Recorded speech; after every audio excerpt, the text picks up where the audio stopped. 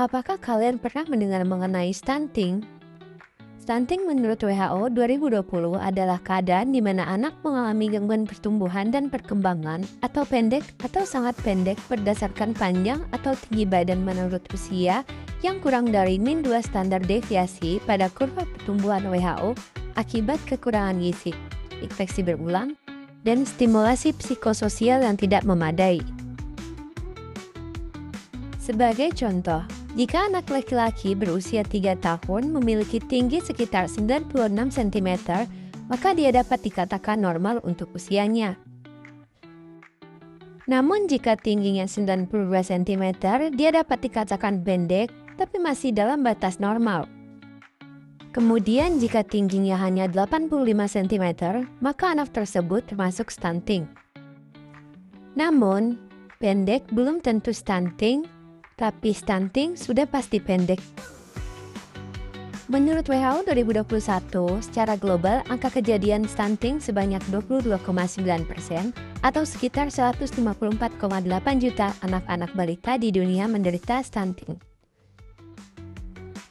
Indonesia masih memiliki angka stunting yang cukup tinggi, yaitu 20-29% yang dianggap sebagai prevalensi sangat tinggi bila lebih dari 30%.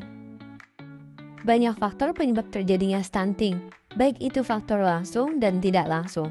Faktor langsung antara lain, ibu yang mengalami kekurangan nutrisi, kehamilan preterm, pemberian makanan yang tidak optimal, kemudian bayi yang tidak ASI eksklusif, dan anak yang mengalami infeksi.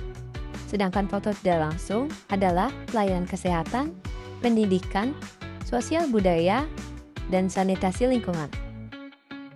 1000 hari pertama kehidupan diawali ketika sang bayi dalam kandungan hingga ulang tahun kedua anak, yaitu kehamilan 270 hari ditambah tahun pertama 365 hari dan tahun kedua 365 hari sama dengan 1000 hari. 1000 hari pertama itu merupakan kesempatan emas untuk membentuk anak yang sehat dan pintar di kemudian hari.